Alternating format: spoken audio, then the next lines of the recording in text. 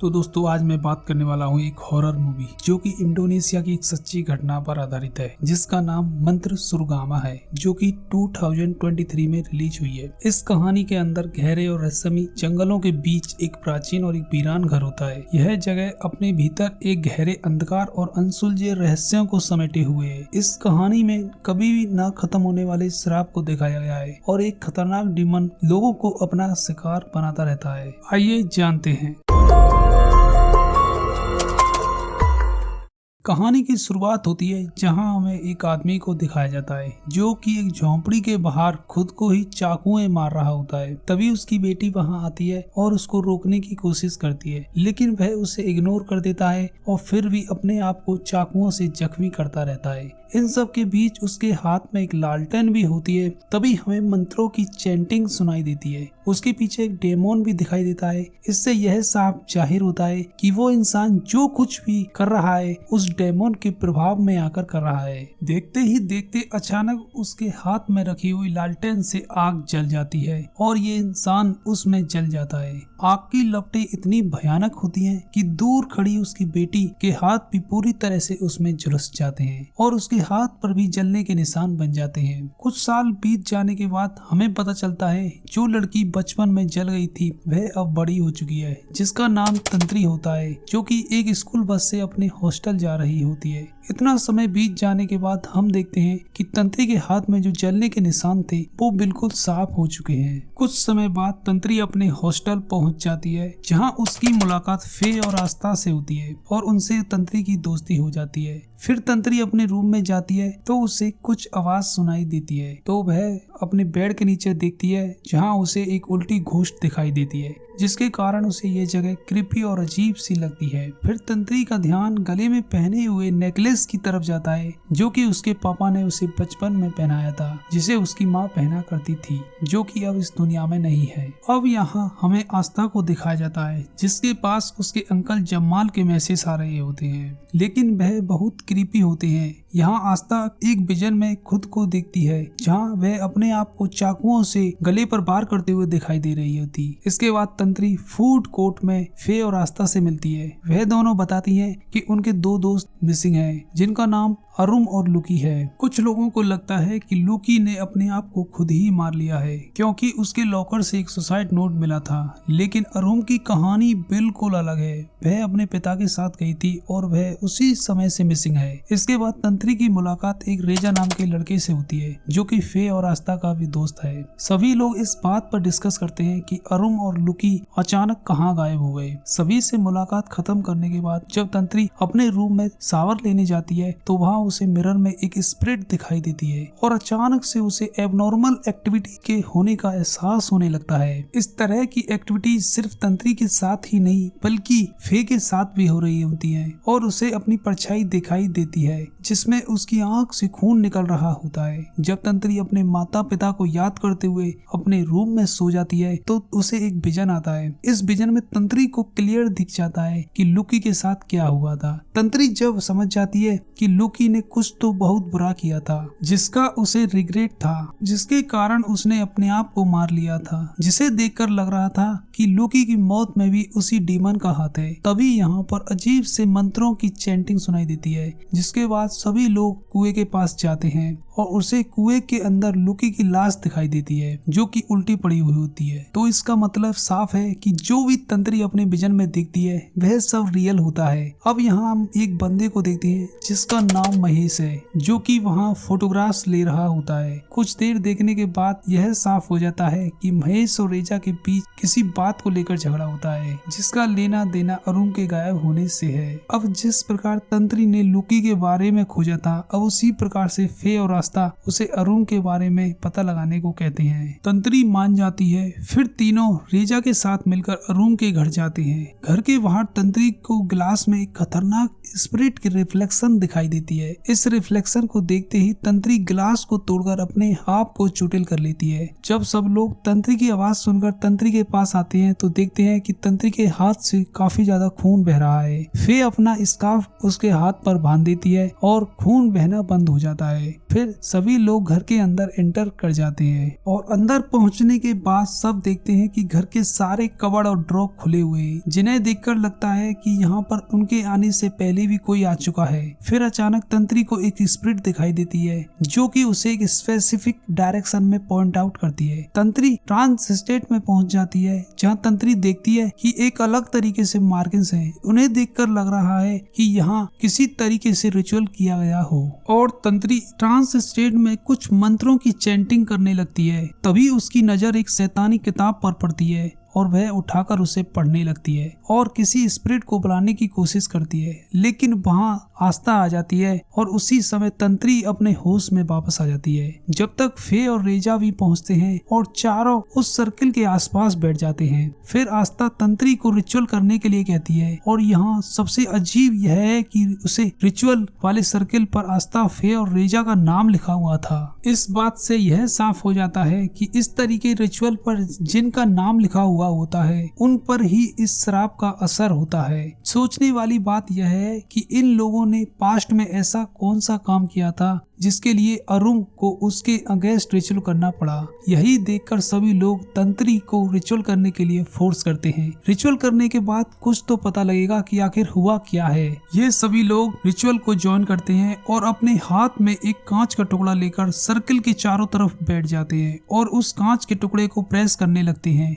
जिससे खून बहकर उस सर्किल पर गिरने लगता है। इसके साथ कुछ मंत्रों की भी चैंटिंग करने लगते हैं, जिससे इनका रिचुअल शुरू हो जाता है। उसी समय तंत्री थोड़ी पजेस हो जाती है और अचानक से वहाँ एक डेमन प्रकट हो जाती है और कहती है कि मैंने 5 पापियों को श्राप दिया है, एक ऐसा श्राप जो कि ना सिर्फ उनको बल्कि उनके बीवी, बच्चों और परिवार के सभी जनों को और उनकी आने वाली पीढ़ियों पर यह श्राप लगता रहेगा। इसके बाद डीमन कहती है कि मैं इनकी जिंदगी हॉन्टेड बना दूंगी और ये सिलसिला उनकी मौत तक चलता रहेगा। उसके बाद डेमोन सभी से कहती है कि तुम लोग मुझसे मदद मांग रहे हो, लेकिन मैं तुम्हारी मदद तभी करूंगी जब तुम मेरे साथ आओगे, यानी कि मौत की बात कर रही है। इस डेमोन की बातें सुनकर सभी लोग बहुत डर जाते हैं और खासकर फे की हालत तो बहुत खराब हो जाती है। रेजा यहाँ पर फे पर भड़कने लगता है और वह कहता है कि तुम इतना डर क्यों रही हो। इसके बाद रेजा अपनी कार के रिवर्स कैमरे में उस डेमन को देखता है, लेकिन फे और तंत्री के वहाँ आने से रेजा बच जाता है।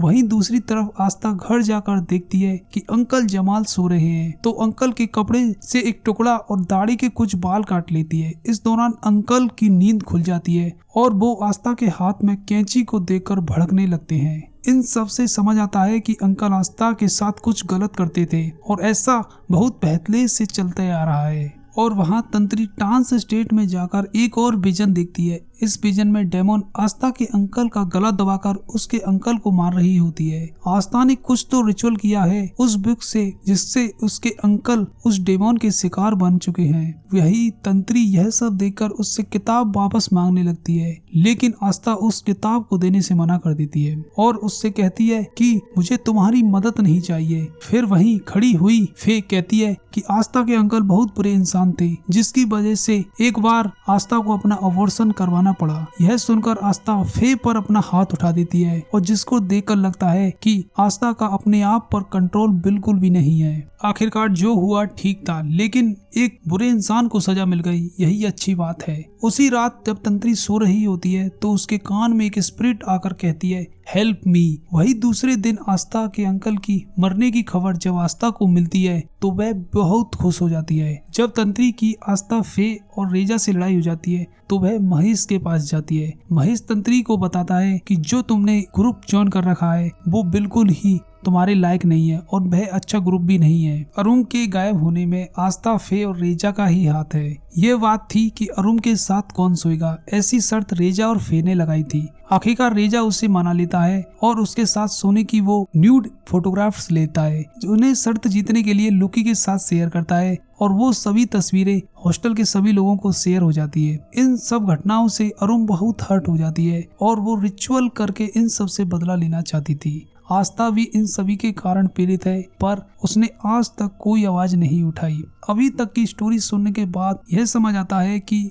लुकी टारगेट क्यों थी। महेश ने कुछ फोटोज लिए थे। उन कैमरे की फोटो में स्पिरिट भी कैप्चर हो जाती है और तंत्री के पीछे अरुण की स्पिरिट दिखती है और अरुण के पीछे डेमोन भी दिखाई देता है, जिसे देखकर तंत्री कहती है कि दिस इज सुरुगना। दूसरी तरफ आस्था तंत्री को महेश के साथ देखती है, जिससे उसे बहुत जलन होती है क्योंकि आस्था महेश को चाहने लगी थी। फिर आस्था तंत्री के कमरे में जाकर उसके बाल और कुछ सामान लेती है ताकि वह उस पर रिचुअल कर सके। इसके बाद फे आस्था को रोकने की कोशिश करती है, लेकिन आस्था उल्टा ही फे पर चिल्लाने लगती है। इसके बाद आस्था रिचुअल शुरू कर देती है। उसकी हालत पजेस्ट हो जाती है। देखते ही देखते आस्था फे पर भी हमला करके उसके भी बाल ले लेती है और यह देखकर फे डर की वजह से वहां से भागने लगती है, लेकिन भाग जाते ही उसके पीछे एक डेमोन आ जाती है और फे को हवा में लेविटेट करने लगती है और अपनी ही आंखें फोड़ लेती है। इन सब के पीछे उस डेमोन का ही हाथ होता है। रेजा बाहर से ये सब कुछ देख रहा होता है और दूसरी तरफ तंत्री महेश को बताती है कि सुरुगना उस किताब का नाम है जो आस्था के पास है। इससे पहले कि यह किताब अरुण के पास थी, जरूर आस्था ने यह किताब अरुण के घर से चुराई होगी, क्योंकि हमारे जाने से पहले अरुण के घर के कबर्ड और ड्रॉ सारे खुले हुए थे। यह कहते हुए तंत्री वापस ट्रांस स्टेट में जाती है और अपना पास्ट विजन देखती है, जिसमें 5 मर्दों ने मिलकर एक औरत के साथ बहुत गलत किया था और फिर वह औरत उन 5 मर्दों पर कर्ज करती है, जिससे सभी लोग डेमन के गुलाम बन जाएंगे और उनका जीवन भी सुकून भरा नहीं रहेगा। उस कर्ज का असर उनके बीवी बच्चों और उनकी आने वाली संतानों पर भी रहेगा। ऐसा कर्ज देने के बाद वह हवा में उड़ने लगती है और फाइनली जल जाती है। तभी से सुरुगना का श्राप पुराने समय से कई लोगों पर चलता आ रहा है और फिर तंत्री होश में आने के बाद सबको बताती है कि उन 5 मर्दों में से उनके एक दादाजी भी थे, तभी से यह श्राप चलता आ रहा है। यही कारण था कि उसके पिता को भी इस श्राप का शिकार होना पड़ा, जबकि उसके पिता एक अच्छे इंसान थे और उनका किसी श्राप से कोई लेना देना भी नहीं था और कहीं न कहीं तंत्री भी इन सब की चपेट में है। यह सुनकर महेश कहता है कि हमें अरुण की आत्मा की मदद करनी चाहिए, क्योंकि वह हमेशा तंत्री के पीछे रहती है, यानी कि उसे तंत्री की मदद चाहिए। उसके बाद वह दोनों अरुण के घर जाते हैं और वहीं दूसरी तरफ डेमोन आस्था पर अपना कब्जा कर लेती है और वह अपनी शक्तियों से तंत्री पर हमला करती है, लेकिन फिर भी तंत्री जैसे तैसे कर वहां से बच जाती है। तंत्री के बचने का कारण उसकी माँ के द्वारा दिया गया नेकलेस था। इसके बाद डीमन एक शीशा तोड़ती है जो कि महेश को लग जाता है, जिससे महेश बेहोश हो जाता है। इसके बाद अरुण की स्पिरिट तंत्री को एक दिशा में पॉइंट आउट करती है। फिर तंत्री वहां जाकर देखती है अरुण वहां बंधी हुई है। फिर तंत्री को एक विजन आता है और वह अपने पास्ट में जाकर देखती है कि अरुण जब रिचुअल कर रही थी तो उसके पिता ने भी उसे मना किया था, लेकिन वह नहीं मानी और उसने अपने पिता को बांध दिया, लेकिन डेमन ने उसके पिता को मार दिया। फिर तंत्री उसे खोलने की कोशिश करती है, लेकिन आस्था पजेस्ड हालत में आती है और महेश को मारने की धमकी देने लगती है। फिर भी तंत्री आस्था को समझाती है। वह कहती है कि तुम महेश से प्यार करती हो, तुम होश में आ जाओ, तुम भी एक विक्टिम हो, तुम दूसरों की मत सुनो, मैं तुमसे कहती हूँ तुम बहुत बड़ी गलती कर रही हो। और वहीं पजेस्ड आस्था उसकी एक नहीं सुनती और महेश को मार देती है। उसके बाद आस्था रोने लगती है, लेकिन खुद पजेस्ड हालत में होने के बाद भी अपने आप को भी मार लेती है। इन सब के बाद अरुण भी वायलेंट हो जाती है और अपने बंधन को खुद से तोड़कर आजाद हो जाती है। यह डेमन अरुण पर पूरी तरह से हावी थी, कह रही थी तुम मेरी दुनिया में इंटर हो जाओ और डेमन नेचर को अवेकन करो वगैरह वगैरह। फिर अरुण कहती है you will be alone forever. यहाँ पर फिर से चैंटिंग शुरू हो जाती है और तंत्री अरुण को चाकू से मार देती है और अरुण मरने के बाद तंत्री को थैंक यू भी कहती है और यहाँ पर सीन पूरी तरह से चेंज हो जाता है। पुलिस रेजा को अरेस्ट कर रही होती है क्योंकि उसने अरुण और बहुत सी लड़कियों के साथ गलत किया था। फिर तंत्री के पास्ट में फोकस किया जाता है कि तंत्री के पापा कहते रहे थे कि उसके जन्म के वक्त उसकी माँ ने अपने आप को सेक्रीफाइस किया था ताकि जिंदा रह सके, इसलिए तंत्री ने उसकी माँ का नेकलेस पहना था। यही नेकलेस ने तंत्री की जान बचाई थी, इसलिए तंत्री अपनी माँ का नेकलेस पहना था और वह उन्हें प्रे भी करती है, जिससे उसकी वजह से उसे प्रोटेक्शन मिला था। इन सब के बाद तंत्री उस किताब को जला देती है और फे भी यहाँ जिंदा है, लेकिन उसकी आंखें नहीं होने की वजह से उसे असाइलम जैसी जगह में रखा गया है। रेजा भी अब जेल में है और वह मेंटली डिस्टर्ब होने के कारण अपना सिर जेल में पटक रहा है। इसके बाद जब तंत्री की आंखें खुलती हैं तो वह देखती है कि खूनी किताब उसके हाथ में वापस आ जाती है। जब तंत्री बस में बैठी हुई थी तो उसमें बस में बैठे हुए लोग उसे घोष दिख रहे थे। यहाँ क्लियर दिख रहा है कि श्राप अभी भी खत्म नहीं हुआ है। वहीं दूसरी तरफ एक लेडी दिखाई दी दिखती है जिसकी आंखें पूरी तरह लाल होती है। उसकी ड्रेस बहुत सी अजीब होती है। उसे देखकर लग रहा था कि जैसे रिचुअल करने वाली हो। उसके हाथ में वही किताब होती है जिसके पन्ने पलट रही होती है और यहाँ पर यह कहानी खत्म हो जाती है। तो दोस्तों, अगर वीडियो आपको अच्छी लगे तो वीडियो को लाइक एंड चैनल को सब्सक्राइब जरूर कीजिएगा। मिलते हैं अगली वीडियो में।